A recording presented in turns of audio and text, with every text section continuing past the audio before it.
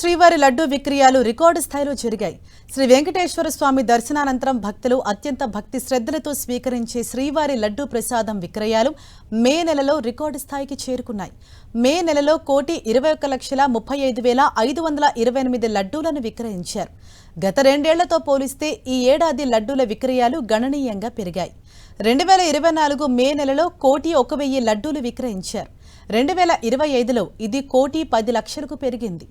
శ్రీవారి ప్రసాదాల తయారీలో నాణ్యతకు అత్యున్నత ప్రాధాన్యత ఇస్తోంది టీటీడీ.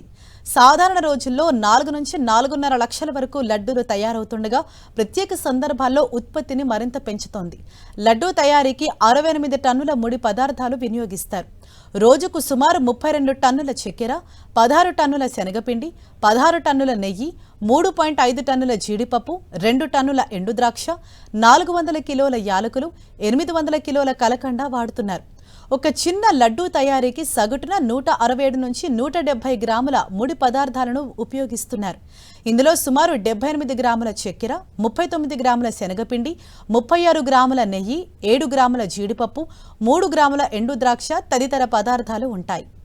ప్రపంచవ్యాప్తంగా ప్రసిద్ధి చెందిన తిరుపతి లడ్డూకు భారత ప్రభుత్వం జియోగ్రాఫికల్ ఇండికేషన్ గుర్తింపును మంజూరు చేసింది. లడ్డూ తయారీ విక్రయాలకు సంబంధించి FSSAI లైసెన్స్ కూడా టీటీడీకి లభించింది. దీంతో శ్రీవారి లడ్డూ నాణ్యత, ప్రామాణికత మరింత బలోపేతమైంది.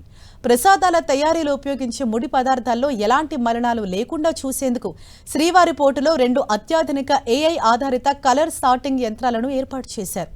వీటి ద్వారా ముడి పదార్థాలోని మలినాలను తొలగించి అత్యుత్తమ నాణ్యత గల ముడి సరుకులను మాత్రమే వినియోగిస్తున్నారు.